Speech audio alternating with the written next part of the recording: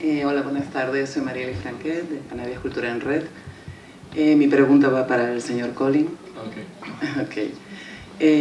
Yo, como dice Tony, veo que, pues eso, ¿no? Que tenemos que cambiar la mentalidad hacia el empresario. Creo que eso, que somos muy dependientes actualmente de las ayudas públicas. Y en la intervención del señor Collin me llamó muchísimo la atención que ni siquiera en el momento en el que la empresa esté, o el artista, o en este caso, ¿no?, el promotor del proyecto cultural, en un momento de crisis, o sea, en un momento de quiebra incluso, no puede acceder a ese fondo de reserva. ¿Es así?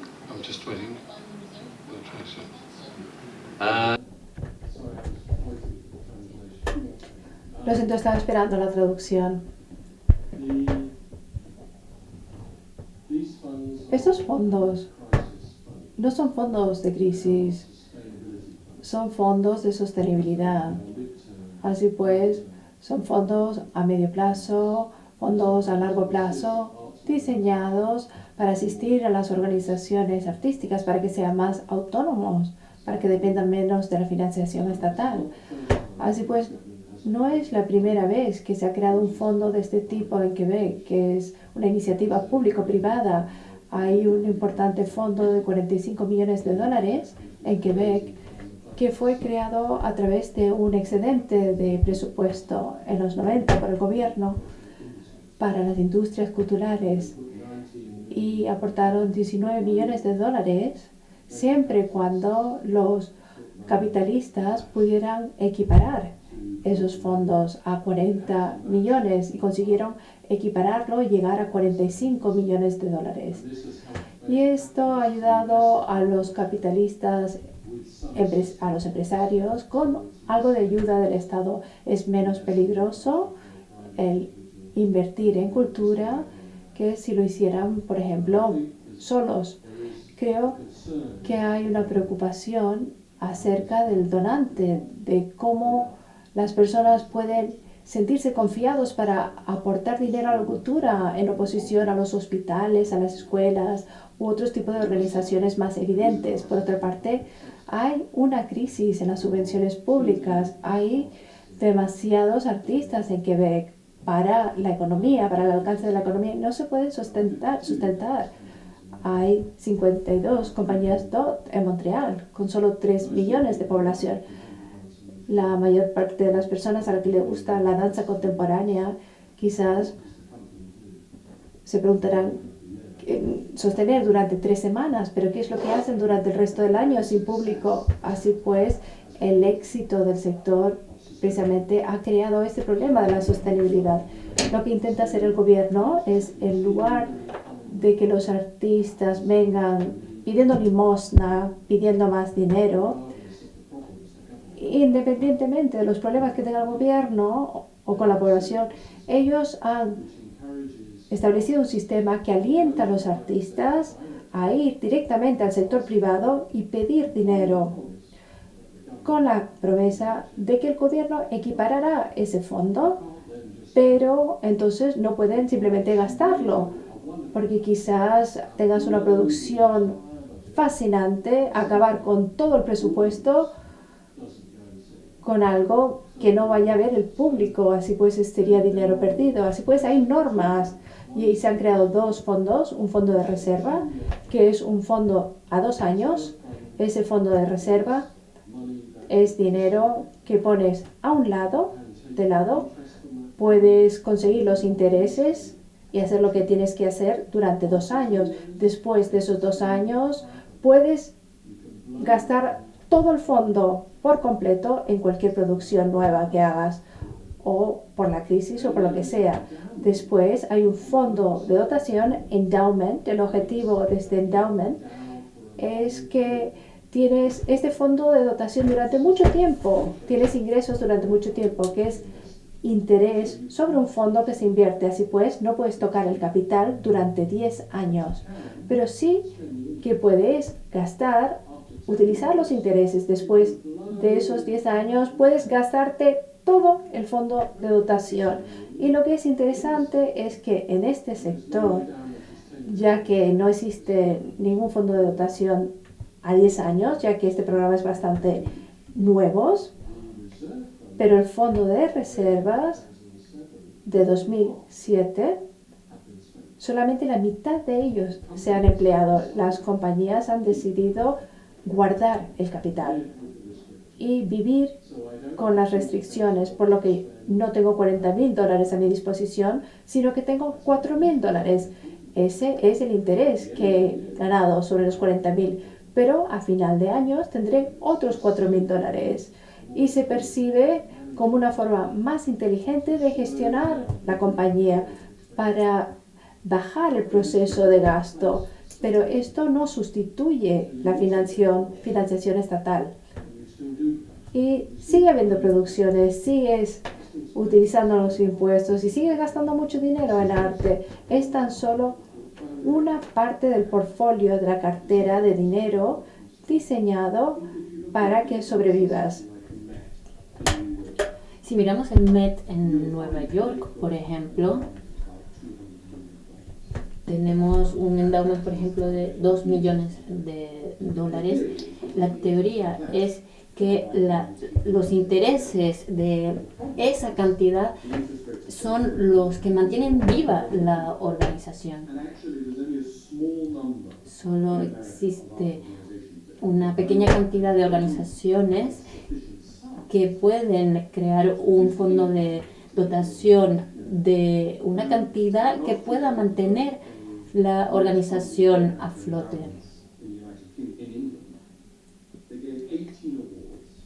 En Inglaterra se están gastando 30 millones en fondos de dotación con la idea de que se creen 54 millones a través de estos fondos. Pero realmente o se hace una dotación o se deja gastar el dinero. Entre medio realmente no funciona ningún modelo en el Reino Unido. Pero en Estados Unidos sí ha funcionado. En Reino Unido existen también dotaciones o ventajas fiscales, pero realmente no son los que más han funcionado. Se necesita el dinero, como para las dotaciones, para mantener las puertas abiertas.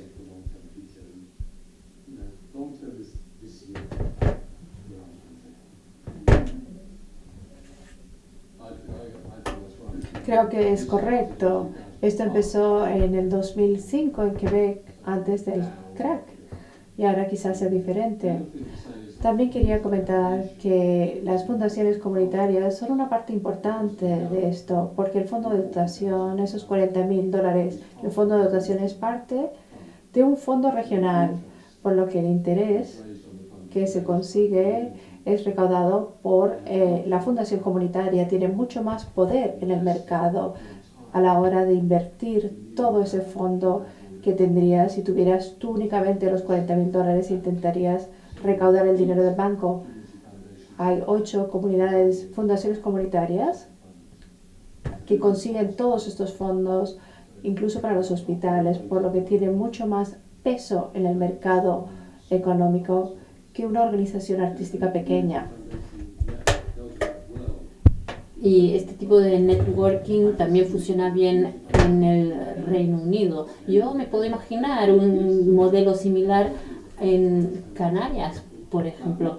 Ese modelo de juntar la filantropía y beneficiar así las organizaciones es un sistema que también es interesante para los donantes.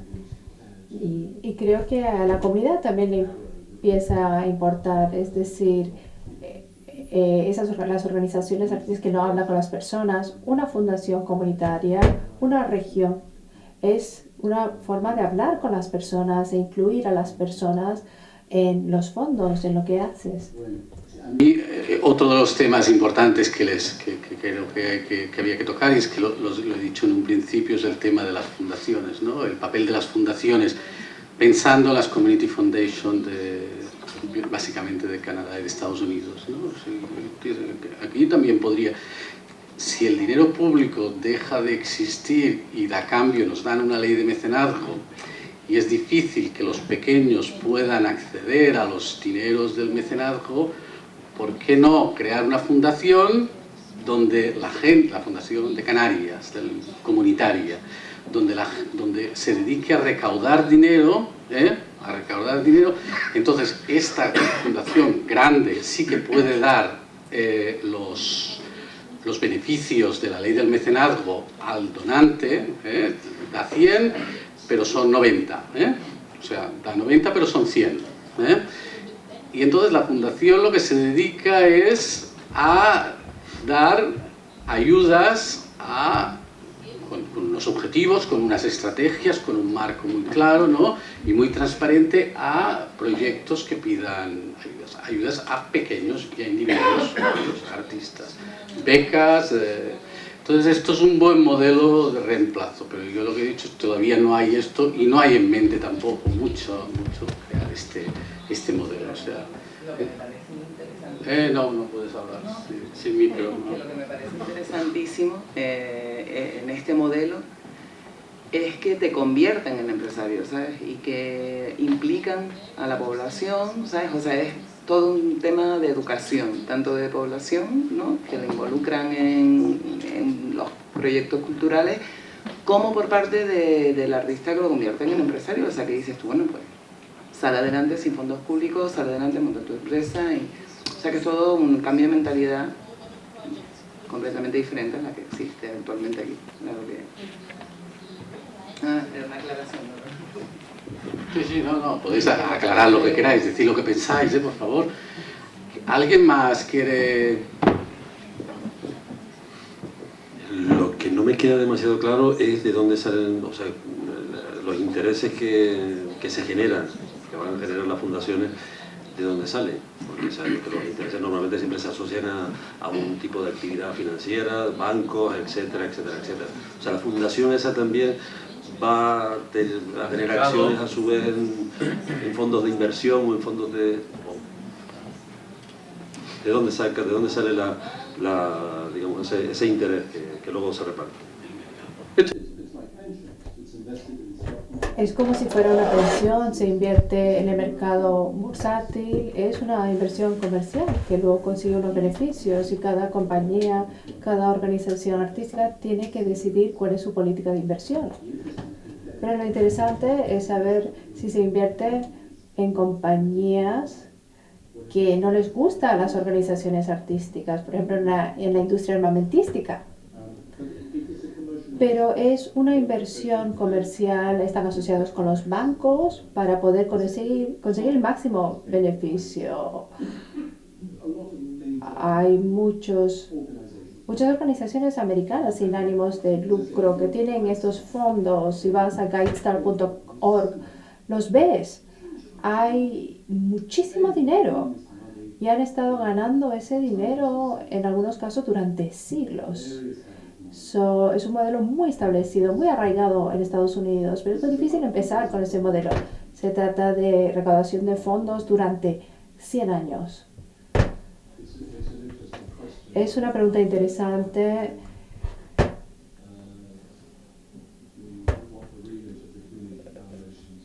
No. Pero lo que me interesa de esta pregunta es lo que le ocurre a todas las personas en el mundo cultural, es esta búsqueda del valor en detrimento de los valores. Podemos ver lo que ocurrió en la industria bancaria, liberando la noción de valores sociales en busca del valor. Y creo que en el sector cultural, en esta crisis actual, sí que tiene una responsabilidad en decir que hay valores sociales, hay valores culturales y también valores económicos. Y creo que en el Reino Unido, aunque a todos les gustó cuando el gobierno decía que la cultura contribuye a la economía, en realidad las organizaciones culturales estaban en la posición de tener que justificar cosas, hacer justificaciones. Y creo que Meryl Streep, Margaret Thatcher, es la culpable, porque ella dentro de la ciudad, de la city, eliminó las barreras éticas para la creación del valor, y después de 30 años hemos sufrido todos del comportamiento no ético al buscar valores económicos. Todos sufrimos, y de hecho en España se sufre aún más. Y creo que el papel del artista será el de decir, ¿y qué hablamos? ¿Y qué se dice de la riqueza social, la riqueza cultural? No son frases que recuerda el sector artístico en el Reino Unido. Todo el mundo está obsesionado con el dinero, y desgraciadamente no hay dinero en riqueza social. Esa capacidad de ganar dinero es una pregunta muy importante, y los canadienses son personas muy éticas. Yo diría que las fundaciones comunitarias tendrán directrices éticas acerca de cómo invierten su dinero. Es cierto que no hay muchos beneficios en inversiones de ese tipo por la situación del mercado, y hay menos dinero en ese proyecto que hacía 10 años. Esta mañana se dijo que BP está colaborando con una compañía de Shakespeare, que significa que jóvenes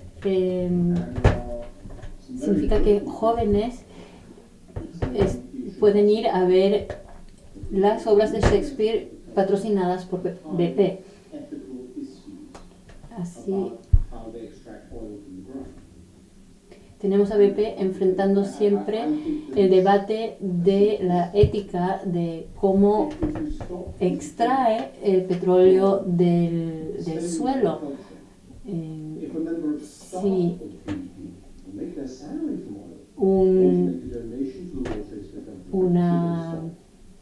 un empleado de BP conduce un coche para ir a ver la obra de Shakespeare, ¿eso es correcto? ¿Dónde ponemos la raya? Cada compañía de arte tiene que decidir por sí misma. Estos son los retos de trabajar con el sector privado. ¿Es ético trabajar con BP? Pero no se puede decir que esté bien o mal, simplemente es complejo. Nosotros tuvimos un premio que dimos a una compañía de petróleo, otra a una de tabaco, pero no le dimos a una de alcohol. Entonces hay un abanico muy amplio. ¿Dónde está la raya? Al final del día, la pregunta no es dónde está la raya para mí, sino dónde está la raya para los que compran las entradas al espectáculo. Tengo que pensar en ellos, al igual que tengo que pensar en mí como director de arte o como actor. Es una conversación entre mí y el público. Esa es la conversación importante, la conversación del futuro. Puedo hacerles una pregunta, pero sean honestos. Es fácil para mí venir aquí y hablar de otro mundo, y muchas veces las personas están allí donde están ustedes y nos dicen, aquí no pasará, tenemos otros retos. Lo que nosotros les hemos contado, ¿tiene algún vínculo con el mundo en el que están ustedes, o es una cosa totalmente ajena?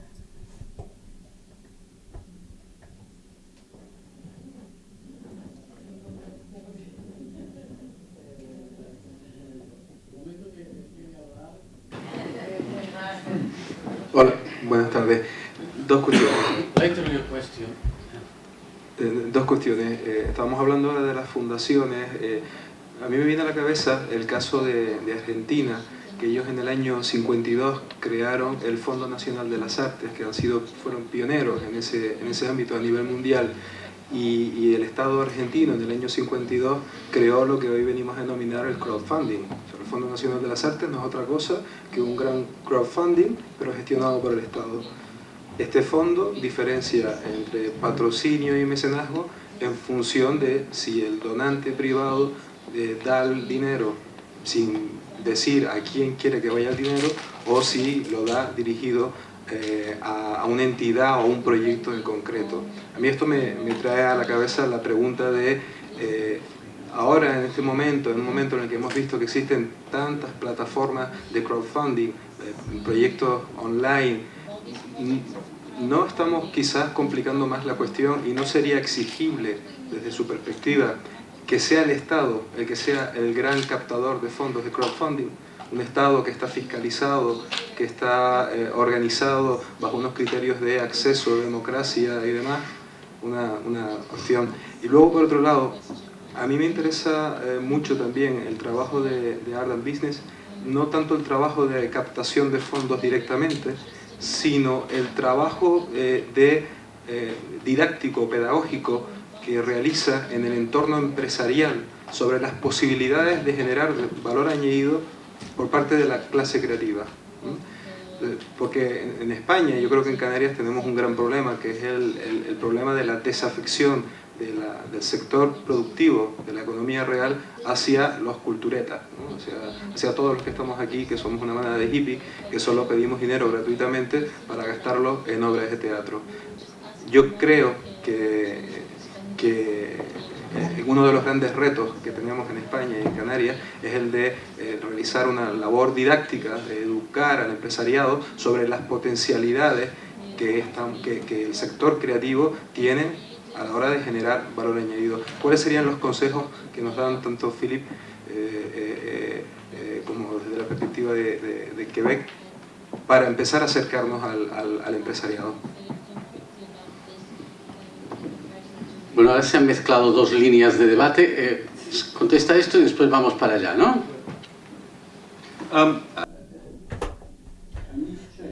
Tengo que comprobar que haya entendido bien la pregunta. Porque empezaste diciendo que es más fácil que el gobierno lo haga todo. Los fondos. Y luego hablaste de los retos, de llegar a otras personas. No estoy muy seguro de la pregunta. Porque no entiendes si el gobierno tiene que gestionar el crowdfunding, pero después cuál es esta relación con la cercanía. Son dos cuestiones, dos preguntas. Por un lado, sobre el crowdfunding. Cuando tenemos experiencia desde el año 52 en Argentina, en la que básicamente el Estado lo que realiza es lo que en la actualidad denominamos crowdfunding. Pregunto, número uno. Bien. Y luego la pregunta número dos, sobre la tarea que realizan desde Art and Business en torno a la labor didáctica de comunicarle al empresariado las posibilidades creativas, las posibilidades de valor añadido, de generación de valor añadido por parte de la clase creativa, con proyectos como el de El Poeta en Residencia, los bufetes abogados, con proyectos como el de los artistas plásticos consolidados, pequeñas clases magistrales con gráficos, con creadores gráficos de estudios de marketing y demás. Okay. The second question is for Arts and Business. Yes.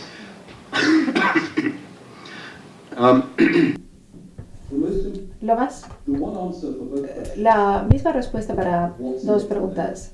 ¿Qué es lo que van a ganar ellos? ¿Qué es lo que va a ganar alguien a través del crowdfunding? ¿Qué es lo que va a ganar la empresa si quiere participar? Es la pregunta esencial que tienen que hacerse a sí mismos. ¿Por qué alguien debería darte dinero? ¿Cuál es el papel que desempeñas tú? ¿Y qué importancia tiene eso al dinero.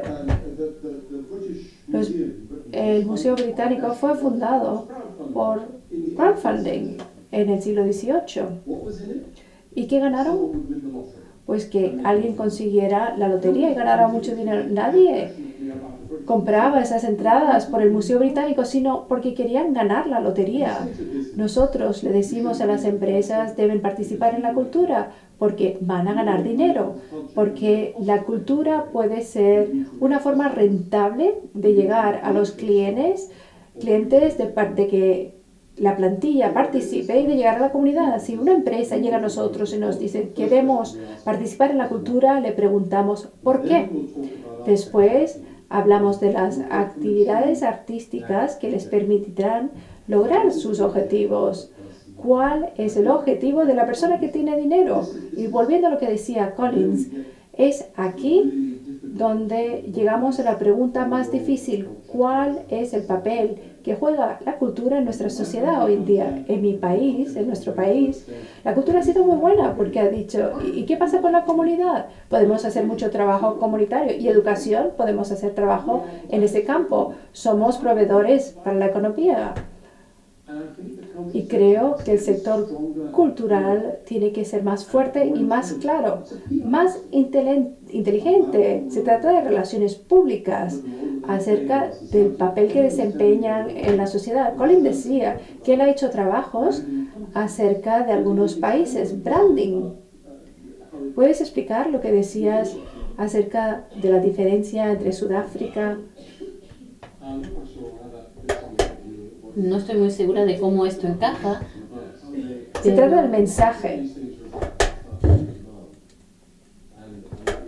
Es una cuestión de oferta y demanda y de lo que enfoca el artista. La demanda que uno hace. Entonces, cuando al artista se le pregunta ¿qué ofreces? Es otro tipo de conversación.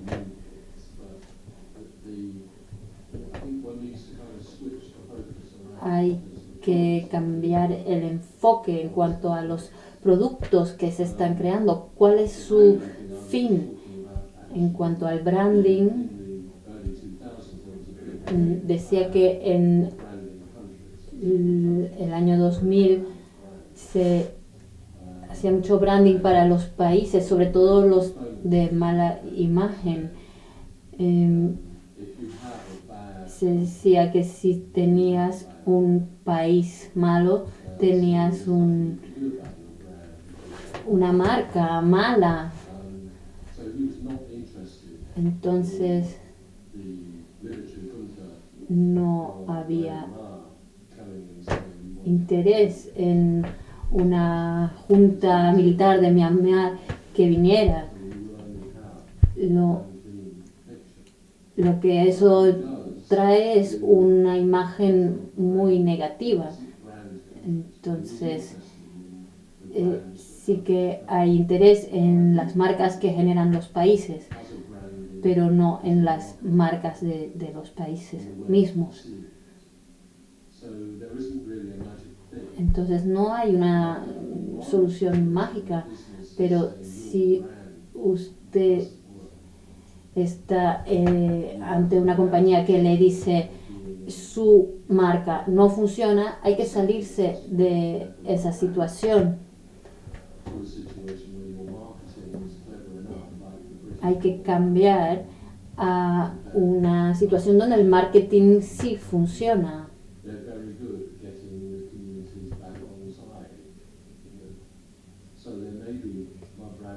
Entonces, hay un campo grande que abarcar de marketing y de branding. Hay que encontrar el camino para ser convincente. En mi país creo que la mayor parte de las organizaciones artísticas creen que son buenas, pero que no se les entiende bien. Mientras que si vas a la calle y le preguntas a las personas acerca de la cultura y la financiación pública, se darán cuenta de que la historia es mala. La mayoría de las personas piensan que las artes son malas porque cogen el dinero del público y porque discuten mucho con el gobierno. Pero si nosotros como un grupo fuéramos a la calle y hablamos con las primeras 100 personas que nos encontramos y les preguntamos si la cultura merece la financiación pública, ¿qué respuestas oiríamos? ¿Cuántas personas en realidad piensan que la financiación pública de la cultura es bueno? Yo creo que al no hablar con el público, se ha producido una brecha entre cómo se ve a sí mismo el sector artístico y cómo el público ve el sector artístico. Esto es algo que hay que cambiar. Una vez que lo cambiamos, las personas empezarán a hacer donaciones, habrá más dependencia, se venderán más entradas. Ese es el problema, que hay un distanciamiento entre el arte y el público, entre el arte y demasiadas personas. Ese es por lo menos el problema que encuentro en mi país. Y es algo que no se puede cambiar la marca, sino hay que cambiar la imagen del público y luego se puede mejorar la marca. Por allí, me parece... No, primero era por allí que querían hablar, siento. Después. Allí habían dos personas, me parece, que han levantado la mano, ¿no? Hola, buenas noches. Mi reflexión al respecto de dos mundos tan absolutamente diferentes como los que están exponiendo ustedes es verdaderamente que, por lo menos en lo explicado en esta sala, creo que nos hemos quedado sin saber, creo que ustedes en anglosajón dicen behind the scenes, detrás de la escena, detrás de la película. Me refiero a que nosotros tenemos una carga impositiva, por ejemplo aquí en España, demasiado dura. Consideramos demasiado dura. ¿Creen ustedes que este escenario que nos están mostrando podría activarse en un país con la carga impositiva que tenemos aquí en España? Porque tal y como lo están poniéndose al, contribuyente medio, le pidieran un sobreesfuerzo para dejar un dinero, aunque después la real financiación fuera a través de lo que generara ese dinero, yo creo que, francamente, sería muy difícil que viniera, que el contribuyente medio pudiera acceder a eso. Quiero decir, los niveles de presión fiscales en sus países son iguales o parecidos a los que están aquí en España, porque operar sin ese factor tan determinante me parece demasiado difícil de entender este nuevo modelo. Y lo que está claro entre Marte, que podemos ser nosotros, y la Tierra, que son ustedes, porque sí es verdad que son dos mundos muy diferentes, es que lo peor es quedarnos en el abismo del espacio, porque verdaderamente ahí no vamos a poder, no podemos tener la presión fiscal de un sitio y después el sobrecargo de otro. Dicho lo cual, me gustaría decir que ninguno de los dos mundos es esencialmente malo por una parte o por otra, y creo haber escuchado dentro de la traducción que han tildado, digamos, de persona que acude a las administraciones públicas casi de pedigüeños. Y a mí me parece que dentro de la responsabilidad que tienen las administraciones públicas, dentro de lo que se supone que es la cultura, que creo que todos convendremos en esta sala, los 100 restantes personas que estén en la calle no lo sé, pero en esta sala estaremos de acuerdo en que se trata de un valor a proteger con la misma entidad que otros, como la educación, por ejemplo.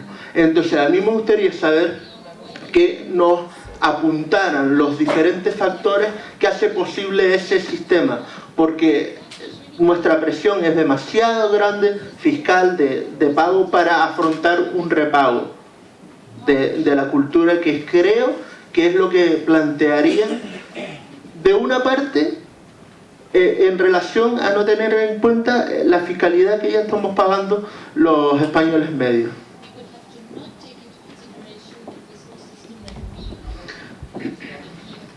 Ok. La primera parte, tu primera pregunta. Nunca, jamás pidas dinero. como limosna. Si pides dinero, empiezas como si tuvieras un estatus más bajo. Así por lo menos fue como entendí yo la traducción. En mi país, las organizaciones artísticas durante demasiado tiempo pidieron limosna, pidieron ese dinero en limosna y creó un estatus diferente, un estatus que no convenía a las artes. Tienes que tener más claro tu papel en la sociedad, o sea, que no estás pidiendo limosna, tú sabes lo que aportas a la sociedad, tienes una conversación al mismo nivel con el donante, con la empresa y con el gobierno. Se trata de ser claro, de tener claro lo que tú como sector cultural puedes aportar a la sociedad. Yo he realizado formación en el mundo y uno de los ejercicios que hemos hecho en diferentes países para los artistas es que los dividimos en dos grupos. Algunos recaudadores hacen empresas ficticias y en esos 2 o 3 días de formación hacemos que se comunique.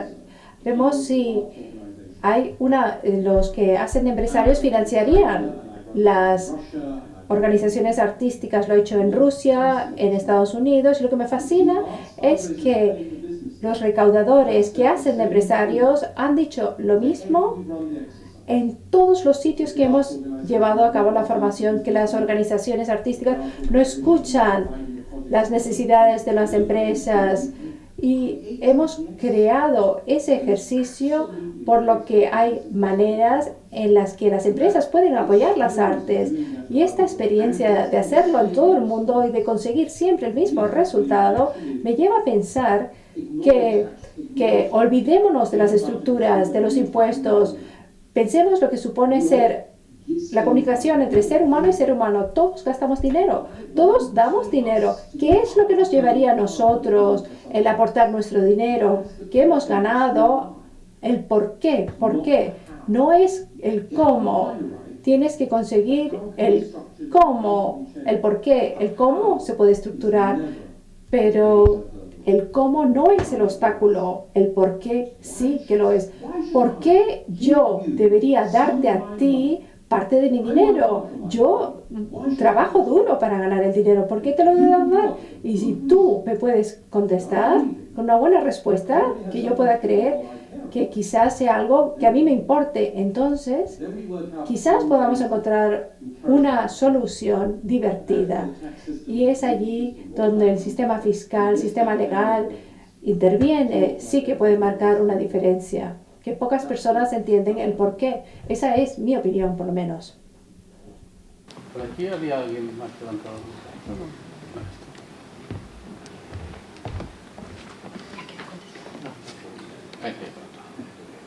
Yo lo que pienso, siento que he aprendido muchísimas cosas de ambos, y de ti, Tony, y de Manel, y de todos los compañeros que han intervenido. La reflexión que hago, creo que todos los que estamos aquí sabemos cómo funciona la cultura, en este caso en Canarias, cómo ha sido la historia del tejido cultural en Canarias, tanto institucional como, entre comillas, empresarial, cómo nos hemos movido nosotros, los que estamos, porque yo creo que todos somos, como decías tú, pequeños en el tema cultural. Yo, y al ser pequeños y al haber primado un modelo dificultoso, complejo, ¿no?, en el que nos hemos visto todos inmersos y de alguna manera quizás todos hayamos sido partícipes y culpables también al permitir que la situación se prolongase así, pues todos nos hemos visto abocados a... ¿Cuál modelo dices? El modelo en el que hemos vivido nosotros en Canarias. ¿Cuál es? Yo creo que todos lo sabemos. No. Lo único que digo es que en medio de ese modelo, que todos sabemos cuál es, y que nadie... Ya lo sé, pero es que nosotros sí lo sabemos. Vale. Entonces, en medio de ese modelo, yo creo que lo que menos nos beneficia es, por ejemplo, yo vengo de la música, Y dentro de la música hay reinos de taifas, ¿verdad? Y mucho enfrentamiento inútil, que no sirve para nada. Y yo creo que lo que nos beneficia a todos, no solo los músicos, sino el resto de compañeros de la cultura, lo que nos beneficia es que seamos todos un poco más peleones. No solo, no entre nosotros, sino un poco más peleones frente a quien debe considerar la cultura como un acto, como quien financia a un empresario que, bueno, como quien defiende a los empresarios en Europa por el tema de los plátanos o de los tomates o de lo que sea. Nosotros hacemos una profesión y tenemos tanto derecho a ser defendidos por las instituciones como cualquier sector de la población, como cualquier gremio, ¿verdad? Y también creo que debemos unirnos, sé que todo esto es una utopía, pero bueno, de las utopías quizás tengamos que vivir en estos tiempos. Creo que debemos unirnos frente a los posibles mecenas. Creo que es una reflexión que yo hago. A los posibles mecenas, donantes, no frente, sí frente, porque yo creo que en todo lo que todos hacemos hay ideología, ¿verdad? Hay lo que llaman en Cuba la palanca, o sea, la manga, que se llama aquí, ¿no? Entonces, venimos de un sistema así y estamos en medio de unas circunstancias complejas porque, bueno, se está optando en los centros de poder por un lugar, se está optando en los centros de poder por llevarnos hacia una sociedad determinada, ¿no? Entonces nosotros, que nos hemos estado peleando un poquito para ver quién consigue una migajita, ¿no?, de las que caen de arriba, pues ahora quizás tengamos que dejar de pelearnos y mirarnos todos, ¿no?, y echarnos un cabo entre todos. Es una reflexión que yo hago para toda mi gente que sabe cómo ha estado funcionando todo. Y muchas gracias.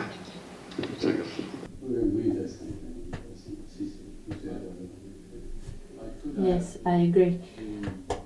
Podría añadir que la experiencia del Quebec, podría añadir, es que fue el idioma el que hizo que todo el mundo se uniera. Es decir, Quebec ha podido desarrollar estos modelos porque hay una realidad exterior que detiene, porque es un enclave pequeño, lingüístico, en un mundo anglosajón mucho más amplio. Es decir, encontrar una tercera parte aquí es una isla, se trata de una isla, tiene un tamaño geográfico determinado que les define como isla, como isleños, como un conjunto de islas, y quizás podrían centrarse en relaciones de identidad, porque lo que ha ocurrido en Quebec es que el mundo empresarial comparte esta preocupación lingüística junto con con las organizaciones artísticas. Quieren leer libros en francés, quieren ver películas en francés, y eso ha ayudado a Quebec. Y no sé si hay algo aquí, en la cultura de aquí, que podría ayudarles, el tener un diálogo con los inversores, con el público exterior. Yo, por ejemplo, pienso en Malí. Cuando se prohibió la música en Mali hace unos meses, los músicos se convirtieron en una fuerza para la comunidad. A pesar de sus diferencias, fueron al sur y empezaron a cantar. Y estos fueron uno de los factores desencadenantes para que los franceses fueran allí y resolvieran el problema. Había buenos músicos en peligro. Así pues, estos factores exteriores pueden conseguir algo. Yo soy consciente de que el éxito de Quebec a menudo se debe a que fue un enclave lingüístico que tenía que sobrevivir. Más preguntas, más opiniones, más mensajes a la comunidad. ¿Qué tal? Buenas noches. Mi nombre es Óscar, yo soy, se podría decir, artista plástico. Este año terminaría el grado en Bellas Artes, en la rama perdón, de arte contemporáneo. Nosotros tenemos un debate que sería, porque aquí se ha hablado de números, se ha hablado de cómo conseguir presupuesto para tu proyecto. En nuestro caso, nuestro proyecto sería poder llevar a cabo una exposición. Lo que sí que hemos estado debatiendo dentro de nuestra facultad es qué ocurre con los contenidos. Vale, conseguimos el dinero, pero como ya han dicho otros ponentes, tu proyecto pasa a ser parte también de ese mecenas o esa compañía que aporta un capital. Tengo que sentarme, negociar con ellos. Entonces, ¿hasta qué punto se puede ver distorsionado mi proyecto inicial, mi obra? Porque sobre todo para nosotros en arte contemporáneo y muchas veces conceptual, cualquier detalle es muy importante para lo que significa al final esa obra o esa pieza. Entonces, hemos estado estudiando que hay modelos como el británico, que al final el museo necesita sacar una rentabilidad y se convierte en una especie de Disneylandia donde solo entran proyectos que puedan vender más entradas, que puedan dar una rentabilidad. Y los proyectos artísticos de artistas contemporáneos realmente innovadores, que evidentemente es difícil de entender su propuesta, se quedan fuera. Y parece que al final el mercado del arte contemporáneo a nivel de grandes museos solo lo tienen unos pocos que pueden ofrecer ese espectáculo. Entonces me gustaría ver si pueden hacer alguna aportación sobre eso, porque hemos hablado de muchos números, pero no de contenidos. Gracias.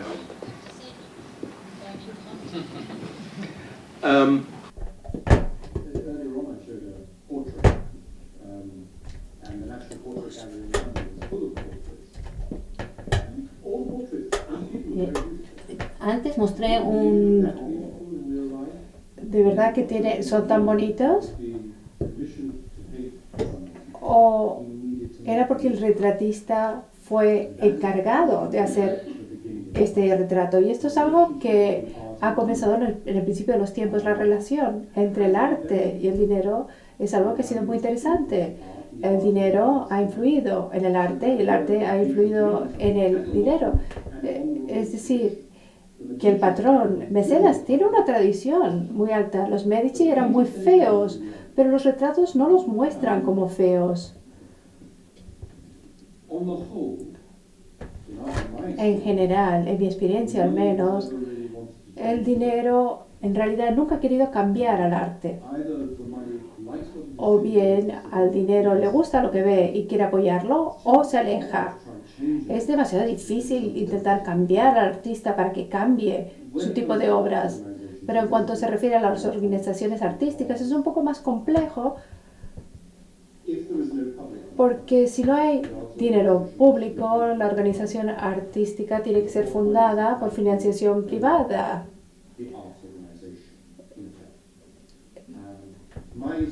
Mi problema con el Royal Opera House en Londres, que recibe un cuarto de su dinero del Estado, no es que haya que pagar 250 libras para una entrada. Bueno, pues se puede cobrar 400 libras por una entrada, pero la entrada de arriba cuesta tan solo 10 libras. Eso puede continuar.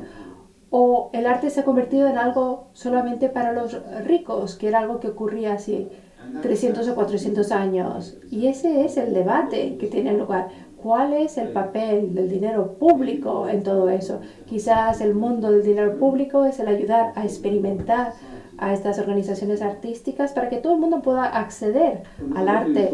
Hay un relato interesante que ocurrió hace unos días. Un hombre llamado Christopher Mann murió y él legó pinturas de valor de 100 millones de libras a las galerías en Gran Bretaña, pero con la condición de que fueran gratis, para que todos pudieran disfrutar de las obras de arte. En mi experiencia, creo que hay más filántropos que quieren alentar a las personas que vean el arte, que dejarlo para sí mismos, porque hay muchos filántropos que se criaron participando en el arte, disfrutando del arte y quieren asegurarse de que todas las personas puedan tener la misma experiencia. Es decir, hay toda una historia, pero en general yo creo que la mayoría de las personas en el sector privado tienen una relación positiva hacia el arte y creo que aún ahora hay retratistas que hacen que las personas sean más bellas en su retrato, pero es parte del juego. Creo que es un asunto que interesa a muchos artistas y que afecta a muchos artistas. Y que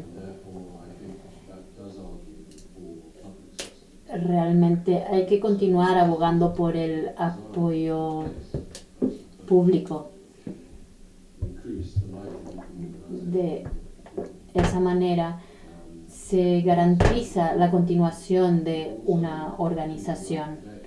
Y pensando en la situación de Quebec en 1960, tenían una política para dar flujo a la imaginación de la sociedad. Se quería incentivar la población de Quebec, que antes no había tenido tanta libertad, y eso es un principio muy importante. Es posible que los individuos privados que tienen la posibilidad de incentivar la imaginación de una persona, de un artista individual, es una idea muy atractiva. Entonces, cuando los individuos califican, los artistas califican, entonces forman parte de estos programas.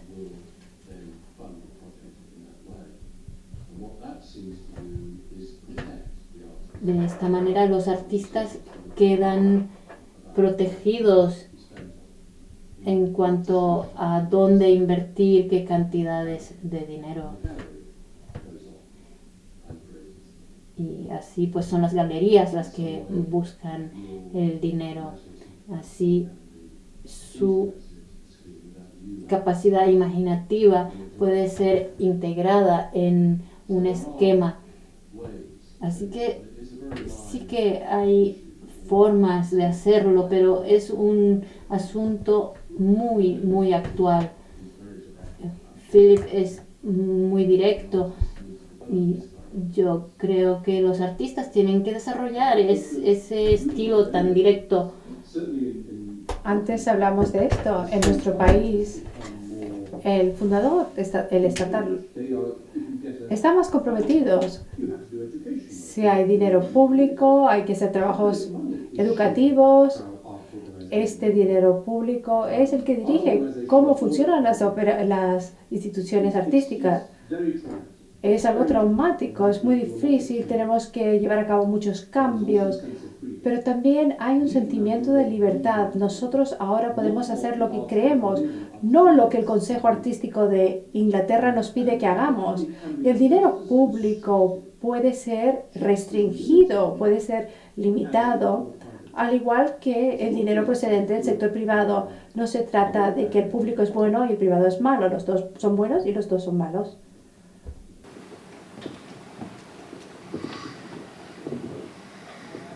Bueno, nos queda un poquito tiempo.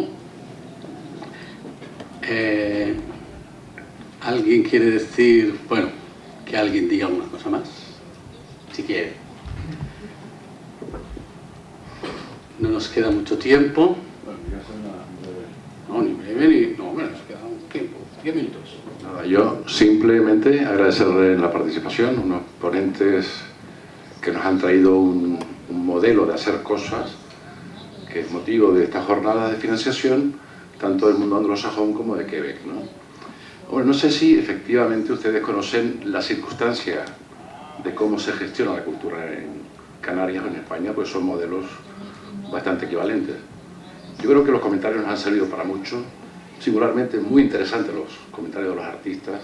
Hay que respetar a las minorías, necesariamente. Hay que reivindicar las buenas prácticas, los principios morales y éticos. La política ha cumplido una función, la financiación pública la ha cumplido también, pero va siendo hora ahora que lo privado, las personas físicas, sean consideradas como que deben de ser los protagonistas de lo que marca el destino. El destino marca que las personas, los empresarios, que se le está cambiando el nombre ahora como emprendedores, porque en España ser emprendedor o ser empresario goza de mala tradición, de mala fama. Y bueno, pues yo creo que todos tenemos que mejorar. Es un buen momento, hay un momento de cambio global y muy particularmente en España, y creo que es reflexión, es un momento singularmente interesante para reorientar y reorganizar modelos. Y naturalmente el modelo de la cultura, la gestión de la cultura en España tiene muchos defectos. Hombre, yo comentaba ayer que hay que inventar menos, hay que copiar más y tenemos que, lo más importante es identificar modelos de calidad. Modelos de calidad, yo creo que no hay ningún país que diga yo soy la Q de calidad. Creo que probablemente todos podamos aprender algo de todos, ¿no? Lo que sí hay que reivindicar son las buenas prácticas. El problema es que esto algo tiene que cambiar. Y por tanto, yo lo que auguro es que lo que se haga, que sea fácil, es muy importante, que no me mande una norma compleja, turbulenta, espesa, ¿no? Que imposibilite que a un padre de familia empresario pueda patrocinar, subvencionar vía becas a talentos de la música, de las artes, de la estética, de las plásticas, de la ciencia. Es decir, es que hay que dar una estructura, un marco legal sencillo, que sea útil y que emocione suficientemente a los ciudadanos para que apostemos por la educación, que es la madre del cordero, para que puedan aflorar esos talentos. Entonces, eso es, digamos, lo que yo les agradezco personalmente y naturalmente las aportaciones tan valiosas que han habido esta noche, desde aquí, por allá, por todo. Pero me parece que lo que sí se está consiguiendo es crear, digamos, un clima, estamos por las aportaciones de todos, hay un clima de que en algo podemos mejorar en España. Y creo que, aunque solo sea un poquito, un par de centímetros que movamos la norma para dar cabida a la microfinanciación, al micromecenazgo, para dar posibilidades reales a defender las minorías singulares, como comentaba el compañero, ¿no? Un arte contemporáneo es que ninguna institución le puede poner pero a la obra, ¿entiendes? Pero probablemente hayan filántropos que estén muy interesados en que no le toque ni un ápice en la creatividad del artista. Entonces, bueno, yo poco más, realmente darle las gracias y naturalmente, especialmente con todo el talento excepcional que ha habido aquí, las aportaciones de esta noche y lo que pude gozar, bueno, esta tarde y en la mañana de ayer. Nada más, muchas gracias.